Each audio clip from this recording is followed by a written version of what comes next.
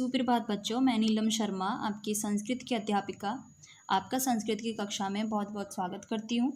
आज हम अपने संस्कृत की बुक का पाठ 10वां पढ़ेंगे, यानी कि पाठ 10 पढ़ेंगे, जिसका नाम है सूर्य देवस्य ज। इसमें बताया गया है कि सूर्य देव जो हैं वो सर्वश्रेष्ठ हैं और किसी के भी बिना हम अपनी प्रकृति की कल्पना नहीं कर सकते। हमारे लिए जो सूर्य है वो भी आवश्यक है, जो पवन है वो भी आवश्यक है। तो इस कहानी का मैं थोड़ा सा सारांश बता देती हूँ। इस कहानी में पवन देव और सूर्य देव के बीच में एक एक शर्त लगती है, ठीक है। तो जो पवन देव होते हैं उनके अंदर बहुत अहंकार हो जाता है। वो सोचते हैं कि मेरे जैसा कोई भी नहीं है, मैं सबका कार्य मैं करता हूँ, लेकिन जो पवन देव का कार्य है वो कोई नहीं कर सकता। तो जो सूर्य देव होते हैं वो जो पवन देव होते हैं वो उनका अहंकार तोड़ने के लिए आपस में एक शर्त रखते हैं। तो वो शर्त कुछ इस प्रकार होती है, हम आपकी बुक के माध्यम से वो पढ़ेंगे, ठीक है। चलिए। एकदा पवन देव अहंकारम उपागतः। एक बार पवन देव को बहुत अहंकार हो गया था, उपागतः हो गया था। सा आत्मनम देवेशु श्रेष्ठतम, वह आत्मनम अपने आप को देवेशु देवताओं में श्रेष्ठतम श्रेष्ठ मन्यते स्म, वह अपने आप को देवताओं में सब श्रेष्ठ समझने लगे थे। सा सर्वदा सर्वेषां पुरतः आत्म प्रशंसा करोति स्म, वह हमेशा पूरे दिन सबसे अपनी आत्म प्रशंसा यानी कि अपनी प्रशंसा करते रहते थे। सा सर्वत्र कथयति, वह सभी से कहते थे, स्मः थे, यत मम कारणादेव जना जीवन्ति, मेरे कारण ही देव और लोग जीवित हैं। कौन कहता था? ये पवन देव कहते थे कि मेरे कारण ही सभी लोग और देव जीवित हैं। अहम यदि इच्छामि तत्क्रतुम शक्नोमि, मैं यदि चाहूँ तो कुछ भी कर सकता हूँ, ठीक है। ये कहते हैं पवन देव कहते हैं कि यदि मैं चाहूँ तो मैं कुछ भी कर सकता हूँ। पवन देवस्य एताम स्थिति दृष्टवा, पवन देवस्य यानी कि पवन देव की एताम ऐसी स्थिति दृष्टवा देखकर सूर्यदेव पवन देवम बोध्यन अकथयत, पवन देव की ऐसी स्थिति को देखकर सूर्यदेव ने पवन देव को देखकर कहा, अहंकारम ना करणीय, अहंकार ना करणीय, कि अहंकार मत करो। समय सर्वेषां महत्व अस्ति, इसका अर्थ है कि समय के अनुसार सबका महत्व होता है, ठीक है। समय सर्वेषां महत्व अस्ति, समय के अनुसार सभी का महत्व होता है। किंतु पवन देवः तुम अहंकारों उन्मत्त जातः आसीत्, किंतु पवन देव आप अहंकार में मत डूबो, अहंकार उन्मत्त, अहंकार में मत डूबो। सा अवदत, उन्होंने कहा, वे बोले, अहम सर्वेषां कार्यं कर्तुं, मैं सभी का कार्य कर्तुं शक्नोमि, मैं सभी का कार्य कर सकता हूँ। किंतु लेकिन मम मेरा कार्य कोऽपि कोई भी कर न शक्नोति, किंतु मेरा कार्य कोई भी नहीं कर सकता। आगे देखिए, आगे कहते हैं, पवन देवस्य वाक्यमिदं श्रुत्वा सूर्यदेवः अकथयत्, पवन देव का यह वाक्य श्रुत्वा सुनकर सूर्यदेव अकथयत्, सूर्यदेव ने कहा, अस्तु ठीक, त्रयी आवभ्याम एकाम, ठीक है, तो हमारे बीच एकाम प्रतिस्पर्धाम यानी कि कंपटीशन, हमारे बीच एक प्रतिस्पर्धा होगी। यदि भवतः जय भविष्यति, यदि आप यानी भवतः आप जीते, यदि आपकी जीत होगी, त्रही तो अहम भवंतुम गुरुम मनिष्यति, तो मैं आपको गुरु मान लूँगा। किंतु यदि मम जय भविष्यति, किंतु यदि मैं जीता, तो त्रही का अर्थ होता है तो भवान अहंकारम त्यजति, तो आप अहंकार को छोड़ देंगे। पवन देवः इदम पणम स्वीकृति, पवन देव ने उनकी यह शर्त स्वीकार कर ली। पणम का अर्थ होता है शर्त। सूर्यदेवः पवन देवम हिमालय नियति, सूर्यदेव पवन देव को हिमालय की ओर ले गए। तत्र एकः मुनि कम्बलम धृत्वा तप आचरति स्म, वहाँ एक मुनि कंबल लपेटकर चल रहा था। तपः आचरति धृत्वा, तपः आचरति चल रहा था। सूर्यदेवः पवन देवम तस्य कम्बलम अपार्श्वयुक्तं कथयति। सूर्य देव ने पवन देव से उसका किसका मुनि का कंबल अपार्जयति उतारने को कहा। पवन देवः बहु प्रयासम करोति। पवन देव ने बहुत प्रयास करे, किंतु सा कंबलम अपसारयुतम न शक्नोति, किंतु वह उसका कंबल ना उतार सके। सा शांतः भवति, वह शांत हो गए। तदंतरम सूर्यदेवः तुम केवलम स्वतापन एवं वर्धते।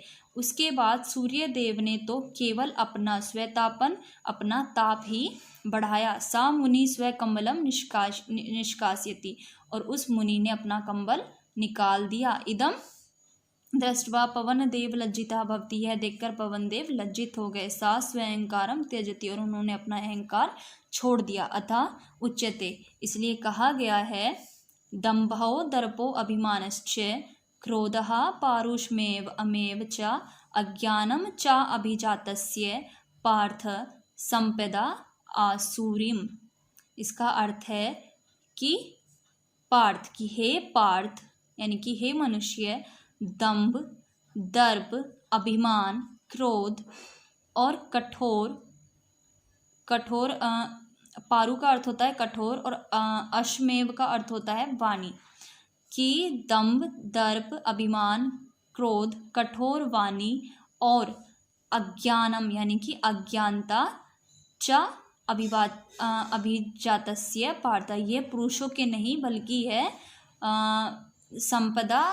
संपदाम असुरीम, यह असुरों के लक्षण है। यानी कि जो दंभ है, दर्प है, अभिमान है, क्रोध है, कठोर वाणी है और अज्ञानता है, ये पुरुषों के लक्षण नहीं बल्कि यह असुरों के लक्षण हैं। तो इसलिए हमें कभी भी अपने आप पर अहंकार नहीं करना चाहिए। ठीक है, तो अब हम इसका अभ्यास कार्य करते हैं। चलिए अब हम इसका अभ्यास कार्य कर लेते हैं जल्दी से, और आप अपनी इस अभ्यास कार्य को अपनी बुक में कंप्लीट कर लेंगे। इसका पहला प्रश्न है आपका, कहा अहंकारम उपागत, किसको अहंकार हो गया था? पवन देव। आप इसमें लिखेंगे पवन देवः। सेकंड है आपका, पवन देवः केशाम पुरतः आत्म प्रशंसाम करोति, कि पवन देव क्या किससे करता था? तो आप इसमें लिखेंगे सभी से, सर्वेशाम। कहा पवन देवम बोध्यति, उत्तर आएगा सूर्य देवः। कहा अहंकारम उन्मत्त जातः, पवन देवः। सूर्य देवः किम वर्धते, स्वतापन तापम पूर्ण वाक्य है, पवन देव आत्मन किम मान्यते स्म, पवन देव अपने आप को क्या मानने लगे थे? पवन देव आत्मनम देवेषु सर्वश्रेष्ठ मान्यते स्म।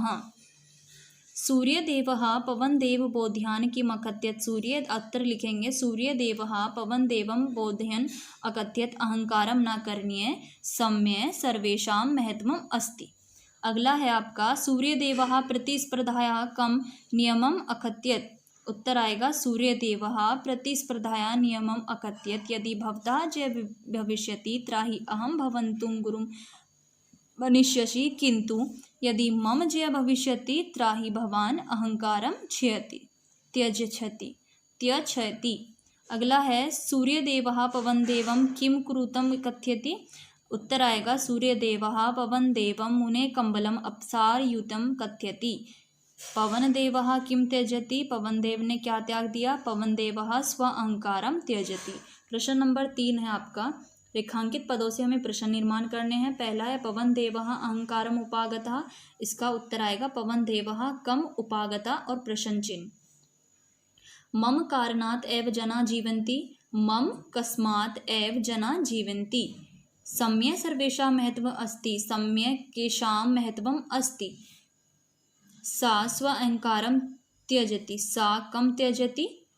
आवाभ्याम एका प्रतिस्पर्धा करणीया, आवाभ्याम एका किम करणीया। प्रश्न 4 है, संस्कृत पदानाम मूल शब्द विभक्ति और वचन अलग अलग करके लिखने हैं। पहला है पद हमारा पवन देव, पवन देवम का क्या हो जाएगा? पवन देव, विभक्ति आ जाएगी द्वितीय और वचन आ जाएगा एक वचन। दूसरा है हमारा अहंकार, अहंकार का शब्द आ जाएगा अहंकारम, और मूल शब्द आ जाएगा अहंकार, विभक्ति द्वितीय और एक वचनम। कारणात्, मूल शब्द आएगा कारण, पंचमी विभक्ति एक वचनम। गुरुम तो गुरु द्वितीय विभक्ति एक वचनम, सम्य समय सप्तमी विभक्ति एक वचनम, पवन देवस्य पवनदेव षष्ठी विभक्ति एक वचनम। अगला है कि घटना के अनुसार हमें संयोजन करना है। तो इसका पहला आप इसमें नंबरिंग डाल लेंगे 4 2 3 1 5 8 6 7, ठीक है।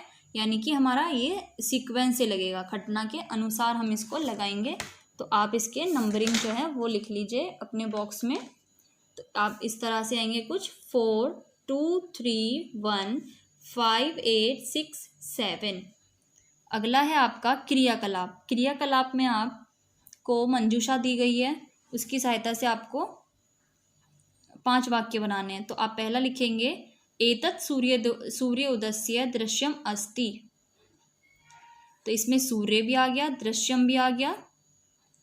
दूसरा है सूर्यः पूर्व दिशायाम उदेति, पूर्व दिशायाम और उदिति, तो उसमें आप लिख देंगे हम उदेति। सूर्यः पूर्व दिशायाम उदेति। तीसरा है आपका सूर्यः तम नश्यति। चौथा लिखेंगे पश्चिम दिशायाम सूर्य अस्तः भवति भवित। पांचवा लिखेंगे दृश्यम मनोहारी अस्ति। ठीक है, आप इसे पूर्ण कर लेंगे।